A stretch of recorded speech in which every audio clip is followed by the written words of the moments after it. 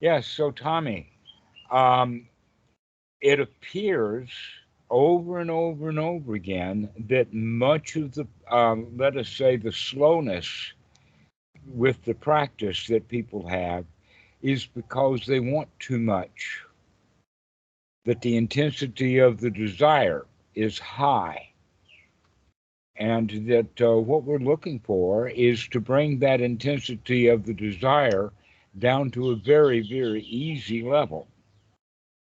Okay, that it's true, and I have seen it often that people work themselves up. That happens very often in the Mahasi method. That people work themselves up, work too hard. I see it often. In fact, I just responded this morning to a student that was here 3 years ago. He's a really, really old student, but he still wants way too hard. He wants too much. Mm. And because of that, he's not making much progress. And so the whole point about being satisfied then is that we really are satisfied. And we don't want anything because this is good enough. That often I've heard the people use the word satisfied, saying that they're satisfied, when in fact they're not. Mm. And it's fairly easy to prove to them, though that's not necessarily a good idea. It'll piss them off too. You've heard that expression from Jesus, ye shall know the truth, and the truth shall set you free. Mm-hmm. Gloria Steinem has an extra line for that. Ye shall know the truth, and the truth shall set you free, but first it's going to piss you off. Okay, and so this is the part that I'm talking about is that you're not nearly as satisfied as the indication that I'm talking about satisfaction. We need to really practice satisfaction Mm. Mm-hmm. in the sense of being completely satisfied means that you don't want anything at all Yeah. out of the practice. That now your practice is the practice of being happy that the practice is going so well Mm. that you begin to develop the attitude of a winner. We've got this.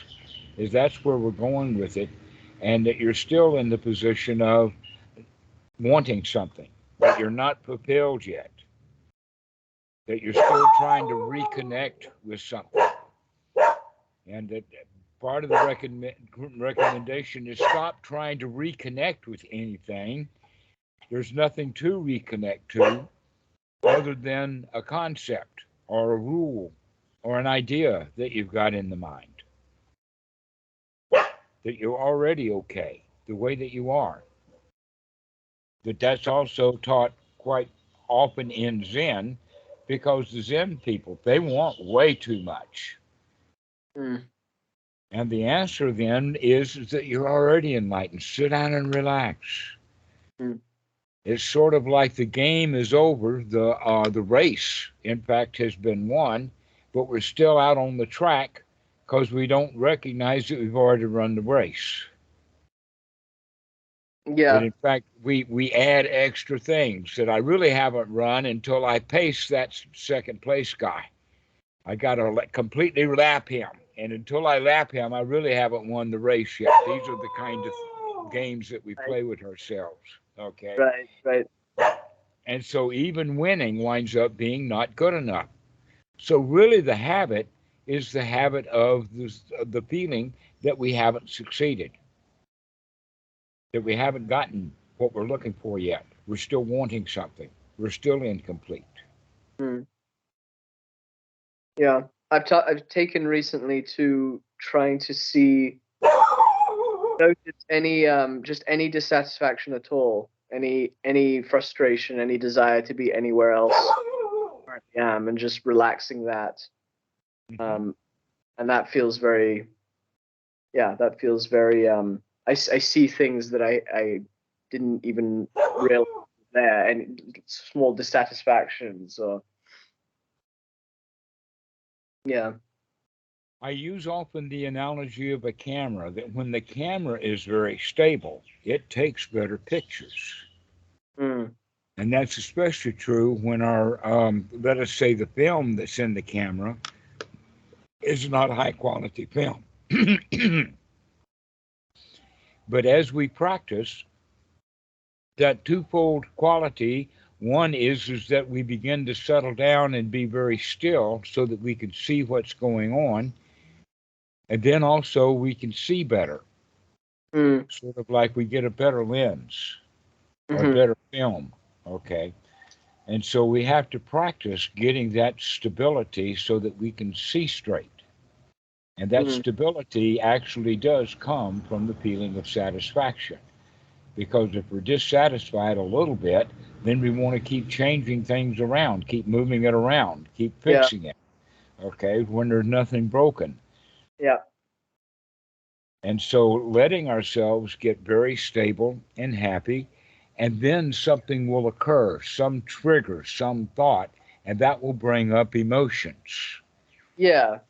Yeah. Okay, the point is that we're here to learn to take control of those emotions, and I would imagine that, for instance, uh, uh, getting hot and bothered, or starting to cry, or getting anxious or uptight, or any of those kind of feelings, then is not desirable, and yet we still are out of control of our feelings. So the whole practice actually of anapanasati is to begin to talk ourselves into feeling the way that we want to feel, and experiment with that. That in fact that's a very unusual thing. Nobody's ever kind of hear that for a while, in the sense that we often say, well, I feel what I feel, that's it. Not only that, but I do what I feel, right? Yeah. I do what I feel means that we are out of control. We can't do the right thing or what we want to do. We got to do according to how we feel. Mm. And many people then in that regard, they begin to make the mistake of I am what I feel. And you're not Yes. what you feel.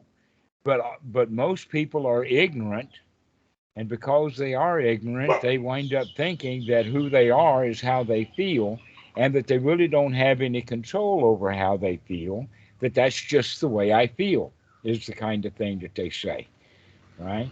And so it's quite unusual for me to talk about that you can feel the way that you want it to feel, because you've never quite really experimented with how do you want to feel. Mm. So when these And thoughts arise, when these thoughts arise of, let's say, provocative or emotionally charged memories or thoughts, and maybe that wants to that inspires some kind of feeling or tenderness or crying or emotion or anything like that. The correct response would be to observe it and kind of um, re- sort of release attachment to it rather than lean into it. Is that right? right, yes, to not be attached to it, to not see that it's a job to do, you then in fact that's a kind of a rule that you're supposed to lean into it or I try think to that is the fix it, rule I've made for myself. Yeah. uh-huh, rather than relax, Yeah. I noticed and my. not even relax into it, just relax. Hmm. My dad had a favorite saying. He didn't even understand the depth of what he was saying, but he was also a day laborer, in the sense that he, blue collar worker. He did a lot of walking, a lot of meter reading, a lot of tearing stoves apart, and that kind of stuff. Okay. But one of the things that he had to say, which was kind of a joke, is work. I'm not afraid of work. Okay. And he would say that because he thought I was kind of lazy, that I was afraid of work or something like that. And so he would say, work, I'm not afraid of work. I can lay down beside it and take a nap. I'm not afraid of work. Okay. So this is actually how we need to take the idea about how we feel, Hmm. and say, oh, I don't care how I feel. I'm not afraid of how I feel. I can lay down and take a nap beside my bad feelings. Hmm. I can relax. Hmm. Okay. And so, in that regard, we're not saying relax into them, but that's normally the way that we express it. But the real issue is that we can see it, aha, I see you, Mara, and then we can change that back into the wholesome thought, which in this case is just relax. Mm, Just relax, okay? yeah, There's yeah. nothing to do and no place to go. We don't have to lean into it. We don't have to change it. That the I only real change is our attitude towards it, which yeah, means making friends with it. I'm already okay. yeah. I definitely see a fork in the road whenever this familiar feeling, this it's almost a warmth or a tenderness in the chest that Uh huh. arises. Then there's a fork in the road, and the fork is I can either kind of push slightly into that, and then my eyes will start watering, Mm-hmm. or I can just sort of let the breath roll on through and kind of just relax through it, and it sort of bypasses it. Um, I guess in the way that you're describing it, I relax out of Mm-hmm. it rather than into it. Right. And this is why it's so good to use that phrase or something close to it. Aha, I see you, Mara. Yeah, I've been saying that. Yeah. Yeah, just, I see that. And now there's nothing to it. There's nothing to do. Let me just take a deep breath. But in fact, most of the anxiety will go away when we approach it like that.